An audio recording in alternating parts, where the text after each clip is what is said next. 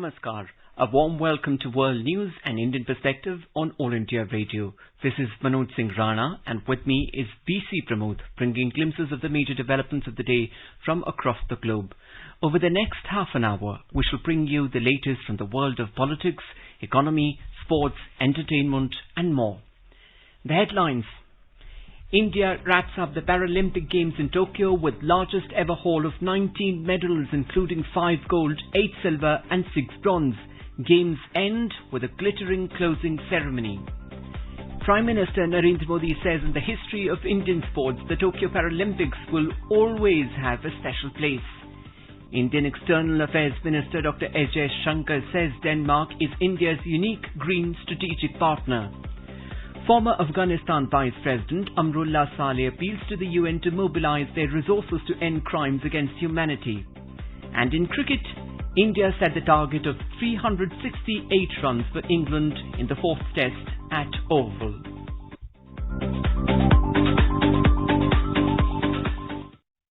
As the nationwide free COVID-19 vaccination campaign in government facilities for those above 18 years is underway, we advise our young listeners to get vaccinated and help others get vaccinated. We also advise our listeners not to lower their guard as COVID-19 remains a threat to our health. Please stay at home unless it is essential to go out and continue to follow these 3 simple steps. Wear a face mask, maintain 2 gaz ki duri for social distancing, and focus on hand and face hygiene.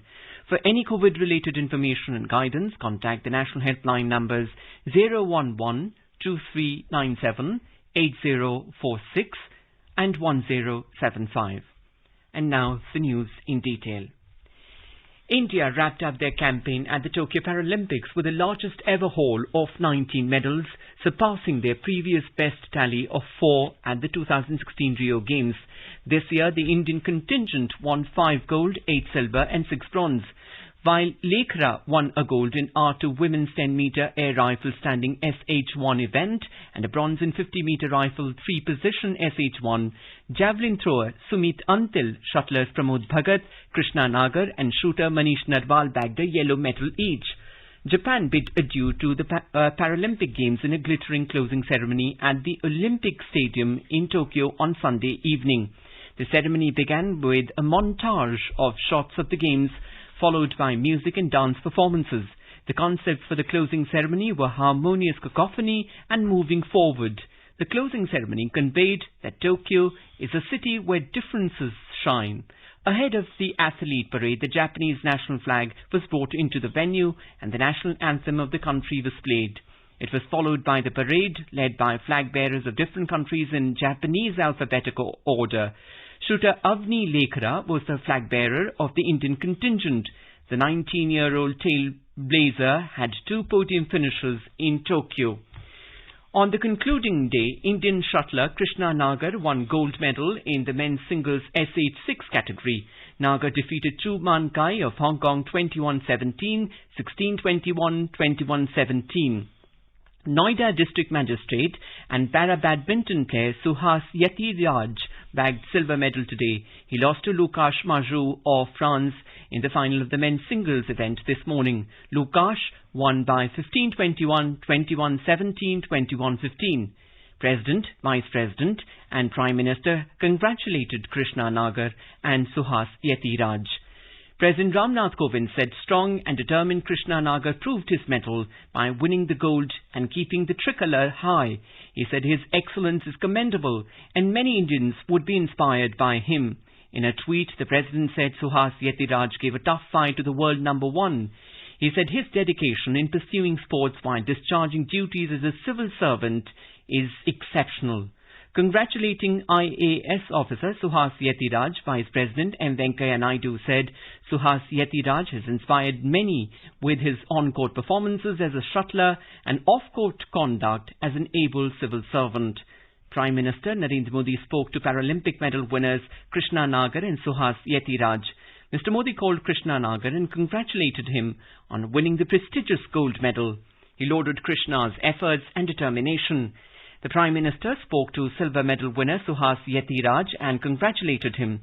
Suhas thanked the Prime Minister and said he remembers the interaction they had after the Asian Games where the Prime Minister had motivated the athletes.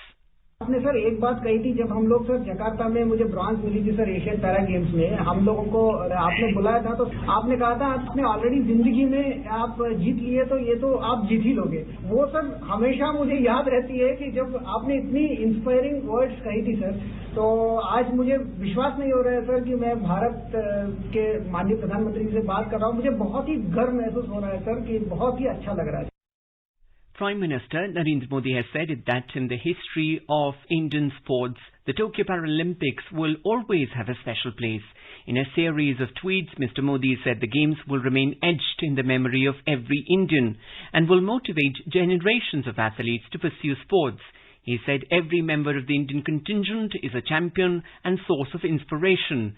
The Prime Minister added that the historic number of medals India won in Tokyo Paralympics has filled our hearts with joy. He appreciated the coaches, support staff and families of athletes for their constant support to the players. Mr. Modi said, we hope to build on our successes to ensure greater participation in sports. The Prime Minister reiterated that the people of Japan, particularly Tokyo and the Japanese government, must be lauded for their exceptional hospitality, eye for detail and spreading the much-needed message of resilience and togetherness through the Olympic and Paralympic Games.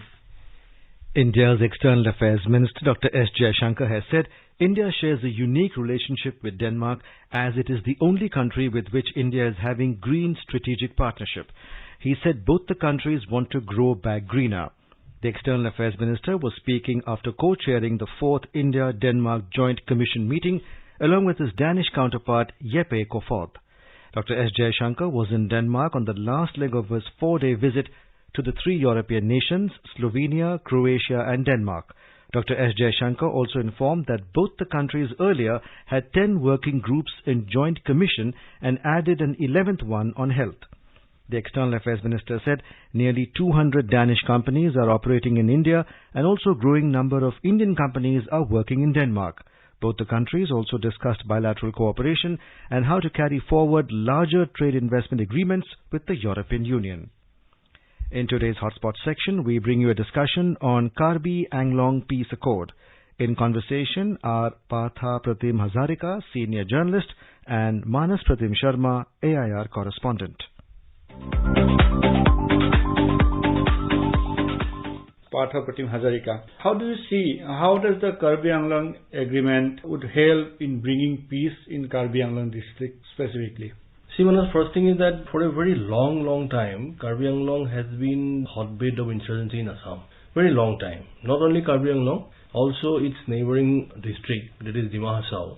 Both the districts have seen very long time of insurgency, which has affected overall development in not only in both the districts but also entire Assam. So in that sense, everybody is expecting that this peace accord will continue to bring the development that is long pending in Karbi Anglong. In Karbi Anglong, because it's a hill district, that is one thing, and secondly it's a tribal district. Tribal communities dominate the population. In that sense, because we generally perceive tribals as they are suffering from underdevelopment on many aspects, if you see in that way, then this peace accords bringing all the insurgent groups to the mainstream. So that means peace will prevail for a long period. And that is the expectation of both the governments and the people also. This is a very crucial moment for Karbi Anglong people and also Assam, that this government led by Dr. Himanta Biswa Sarma as its chief minister, it has taken the initiative and it has been successful in bringing all these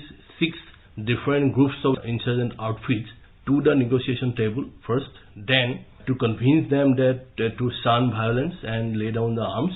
And then all of them went to Delhi and under the leadership of Union Home Minister Amit Shah, they have signed the peace accord yesterday. So it's a very, crucial and significant moment for entire Assam.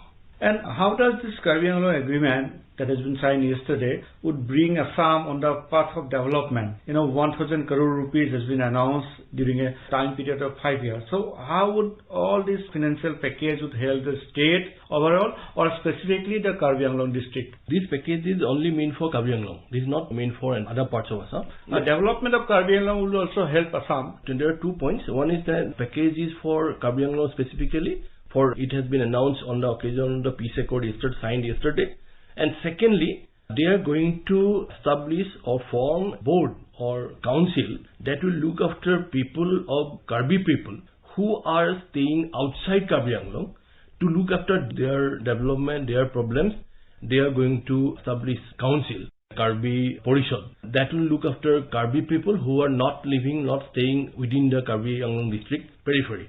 So in that sense, this 1,000 rupees, this economic package should help in every aspect of development in Karbi Anglong. Every aspect in the sense that they need roads, they need schools, they need hospitals, they need other economic facilities, banks, many things. This 1,000 rupees or any further enhancement of that package will help the people to tread on the path of development. Only economic package will not help. The government should be committed to implement that economic package in true letter spirit. What I mean by true letter and spirit is that in Karbi Anglong or in Dimahasa or in such tribal councils, we frequently hear about corruption, financial irregularities. So I would expect that somebody or some government body will monitor the implementation, that every penny of this 1,000 rupees package will reach the actual needy people. That will be important. The political will has been shown by the political leadership. I will appreciate Himanta Biswa Sarma on this thing, because Sarma is leading from the front. Even though I am a critic of Himanta Biswa Sarma, but I will definitely appreciate that this man, after he becoming Chief Minister of Assam, he has taken initiative with the sole aim of developing Assam. So in that sense, everybody should support him, and yesterday's peace accord is one of the very good things that has been done under the leadership of Himanta Biswa Sarma. We must appreciate him, and I think he will keep up the momentum and he will monitor the thing personally, so that every issue that has been plaguing Karbi Anglong will be solved within this short span of time of 5 years. If this 1,000 crore economic package is implemented next 5 years, I think spending 1,000 crore in 5 years will be a very big thing. So if that can be done, Karbi Anglong will see much development. If we talk on other issues, specifically Assam and other northeastern states, we had seen the Bodo Accord. Yesterday we had this Karbi Anglong Accord. Prior to that, accord with NLFT, then Brew Agreement. So how do you see the overall the commitment of the Modi government in bringing permanent peace in the Northeast region? Because every time whenever Narendra Modi visits Northeast, he keeps saying Northeast is in priority sector. So do you think they have risen up to the expectation in bringing permanent peace in Northeast?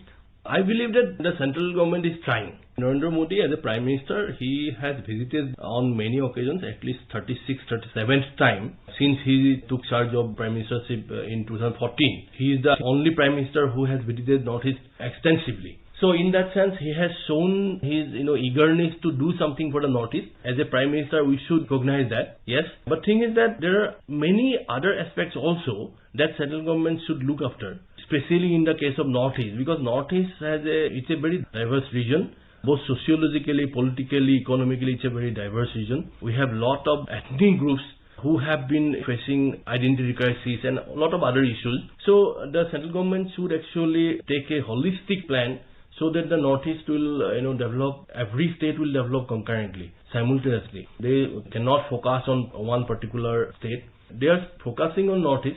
This Karbi Accord, or say spoken about BTR, Bodo Accord, when second Bodo Accord was signed, then the entire BTR power scenario changed.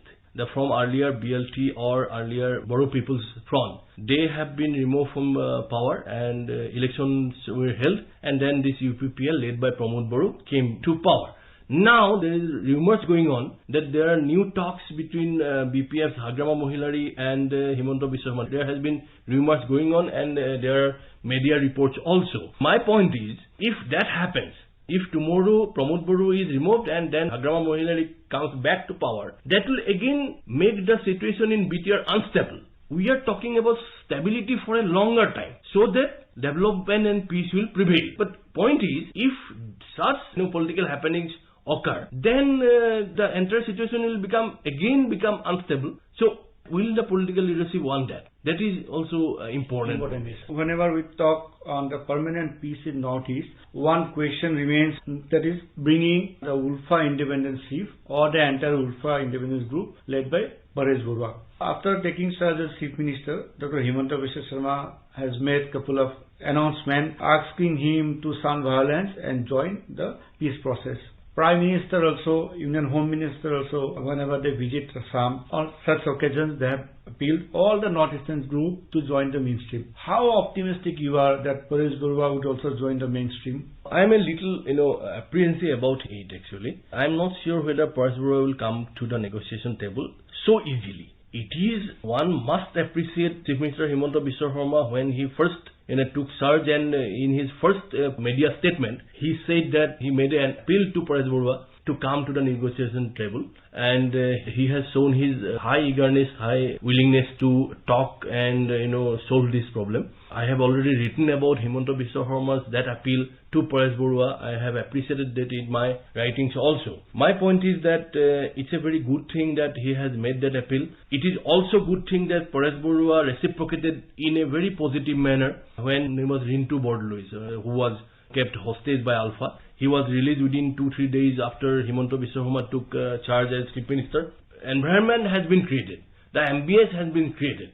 The thing is that whether he will actually come or not is a different matter, because my apprehension is that Paresh Barua, he is the leader or military chief of Alpha Independent Group. He is also a businessman. That is very crucial. It is crucial because he has business interest in many countries, and that will be also speculation on my part. And also because he is now staying under the influence of China, in a country or in an area that is influenced by Chinese influence. So I have doubt that will he come to negotiation table defying China's interests, because China is handling him. As far as my knowledge goes, China has been handling him. He was in Myanmar, then he was shifted from Myanmar to a safer place when Myanmarese armies attacked the Alpha camps in Myanmar, India-Myanmar border. So he was shifted by Chinese team to a safer another place. So somebody is saying that he is now in Yunnan province or something like that. But the thing is that because China is handling him, China has interest in entire India and especially Northeast. They have already prepared themselves to any eventuality in the India-China border, Arunachal part. They have developed the infrastructure. They have made military movements also. They have intruded several times also. So in that sense, if Paresh Barua is indeed being handled by China, then I have doubt that Paresh Barua will come to the negotiation table. But as an Assamese, as a peace-loving person, even me will always expect that Paresh Barua should come, sit in the negotiation table, talk peace, and there will be lasting peace for Assam. That is very crucial. Mr. Hazarika, you gave us time. Thank you for your valuable input. Thank you, Manoj. Thank you.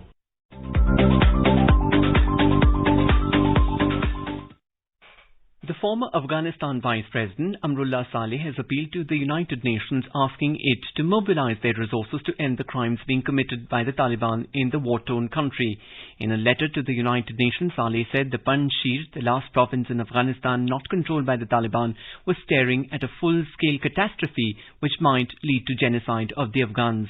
According to reports, around 250,000 people, including local women, children, elderly, and 10,000 internally displaced persons who arrive in Panjshir are stuck inside these valleys. They're suffering from the consequences of the blockade by the Taliban. Meanwhile, the Taliban has claimed that its forces have made a headway into the Panjshir Valley. Taliban spokesman Bilal Karimi posted on Twitter that the police headquarters and the district centre of Rukwa, close to the provincial capital Bazarak, have fallen. He claimed that opposition forces have suffered many casualties. However, the opposition forces under the National Resistance Front of Afghanistan, led by Ahmad Mahmood and Amrullah Saleh, have said that the Taliban is spreading a false propaganda. They pledged to resist the offensive and called for international support. Religious scholars and clerics from Afghanistan called for talks among various groups to ensure peace and security in the country. Ahmad Masood, in a Facebook post, welcomed the move and said that if Taliban withdrew their fighters from Panjshir and Andarab, they would be ready for peace. He welcomed the fact that scholars and clerics of the country are not indifferent to the current situation, but are seeking peace and security. In Kabul, the Taliban political head Mullah Baradar met with the UN Under-Secretary General for Humanitarian Affairs on Saturday. The meeting comes days before the UN Aid Conference on Afghanistan in Geneva on the 13th of September. This is All India Radio giving you the news. For quick news updates round the clock, follow us on Twitter at AIR News Alerts. China has carried out its first trial run of a new overland trade route through Myanmar in a move seen as a show of support for Myanmar's military junta, which is largely isolated at world stage following capturing power in a February coup. Local media, citing a report by state-owned media, said that the route's announcement comes as Beijing appears to be bolstering its ties with the ruling Myanmar junta following a recent visit to Myanmar by its special envoy. Iranian President Ebrahim Raisi has said that Iran is ready to hold talks with world powers to revive its 2015 nuclear accord, but not under Western pressure. He further said Tehran was seeking negotiations leading to lifting of US sanctions. France and Germany have urged Iran to return to negotiations after break in talks following Iranian elections in June. Paris is demanding an immediate restart amid Western concerns over Tehran's expanding atomic work. Last month, France, Germany and Britain voiced concern about reports from the UN nuclear watchdog confirming Iran has produced uranium metal enriched up to 20% fissile purity for the first time. The country lifted production capacity of uranium enriched to 60%. Iran says its nuclear program is peaceful, that it has informed the watchdog about its activities, and that its move away from 2015 deal would be reversed if the United States returned to the accord and lifted sanctions. Bangladesh Information and Broadcasting Minister Dr. Hassan Mahmood will be inaugurating the Bangabandhu Media Centre at the Press Club of India PCI in Delhi on Monday. The Bangabandhu Media Centre at the PCI will be set up with the support of the Bangladesh High Commission in India. The PCI and the Bangladesh High Commission have taken this joint initiative to mark the birth centenary celebrations of the founding leader of Bangladesh, Bangabandhu Sheikh Mujibur Rahman. The MOU will be signed by Minister Press of the Bangladesh Mission, Shaban Mahmood, and Secretary General of the PCI, Vinay Kumar. The media centre will be equipped with modern facilities. It will have an exhibition hall and library on the first floor of the club.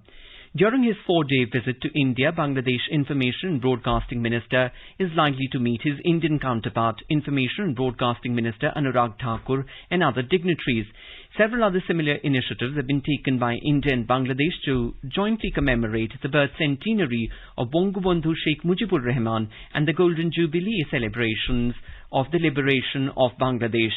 Earlier, the Indian Council of Cultural Relations had established the Bangabandhu Chair at the University of Delhi to promote research and study related to Bangladesh. El Salvador's top court has ruled that the country's president can serve 2 consecutive terms, opening the door for incumbent Nayib Bukele to stand for re-election in 2024. In 2014, the same court ruled that presidents would have to wait 10 years after leaving office to be re-elected. Issued late on Friday, the ruling was handed down by judges appointed by lawmakers from Bukele's ruling party in May after they had removed the previous justices. This step was decried by critics as a coup d'etat and drew strong criticism from the United States and other foreign powers. The Ethiopian military claims it has killed more than 5,600 members of the Tigray rebel forces fighting in the north of the country. A bloody conflict between government forces and rebels in Tigray region has been raging since November last year. A statement from Senior General Bacha Debele said a further 2,300 rebels had been injured and 2,000 captured. Lieutenant General Debele accused the rebel Tigray People's Liberation Front (TPLF) of trying to break up Ethiopia as the group made incursions into the neighboring Amhara and Afar regions. There has been no response to the claims from the TPLF. The war began last year after months of feuding between Prime Minister Abiy Ahmed's government and leaders of the TPLF, the main political party in the Tigray region. Millions of civilians face starvation due to the conflict, the UN says. Thousands of people are thought to have been killed and millions have been forced from their homes, with some fleeing into Sudan. Over 68 crore 46 lakh COVID-19 vaccine doses have been administered in India so far under the nationwide vaccination drive. More than 71 lakh 61,000 vaccine doses were administered yesterday. Over 42,000 new COVID-19 cases were reported, while more than 38,000 people recovered in the last 24 hours. 308 people lost their lives during the period. The Health Ministry said COVID-19 recovery rate in the country now stands at 97.42%. In cricket, chasing the target of 368 runs set by India, England were 59 for no loss in their second innings in the fourth test match at the Oval in London when reports last came in. India were all out for 466 in their second innings, taking a lead of 367 runs on day 4. The visitors had resumed their innings and the overnight score of 270 for 3.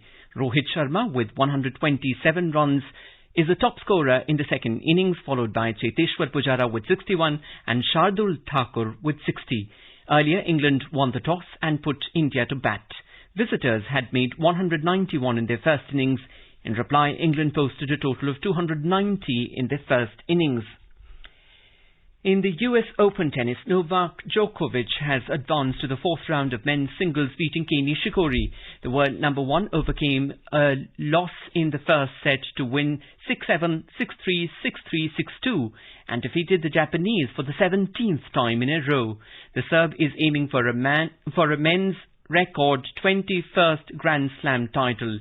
In women's singles, world number one Ashley Barty and defending Wimbledon champion bowed out of the tournament after losing to unseeded Shelby Rogers of the United States 6-2, 1-6, 7-6 in the third round. The exit of the top-seeded Australian, a day after the shocking exit of third-seeded Naomi Osaka, has thrown the US Open women's tournament wide open. Now let's take a look at the major developments around the world as reported in the foreign press. The Guardian reports Taliban break up Afghan women's rights march with gunfire. The Guardian also reports Saudi forces intercept ballistic missiles and drones fired from Yemen. The Globe and Mail writes Syrian army resumes shelling of rebel enclave after collapse of deal. The Washington Post reports Guinea's president is detained in apparent military takeover. Sputnik News says Kremlin dismisses Ukrainian president's claims that Nord Stream 2 is a threat to Europe. Khaleej Time writes Philippines health workers protest neglect as COVID strains hospitals. And a quick look at the headlines once again.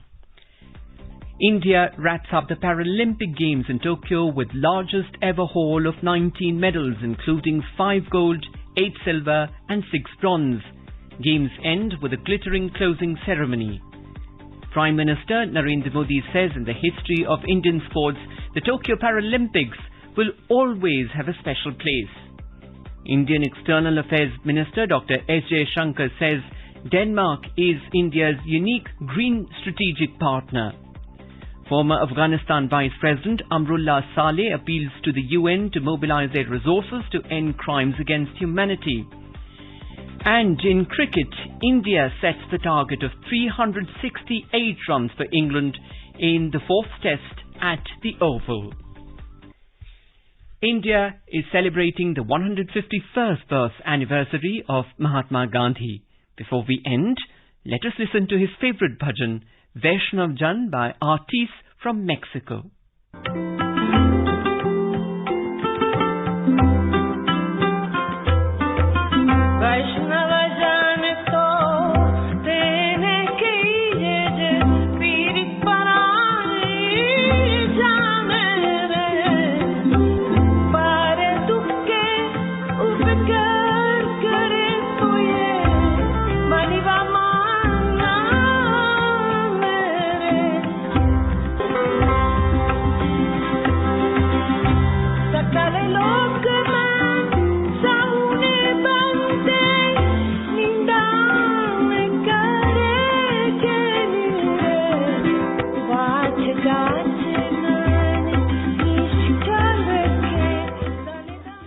with that, we end this bulletin. We'll be back at the same time tomorrow with the next edition of World News.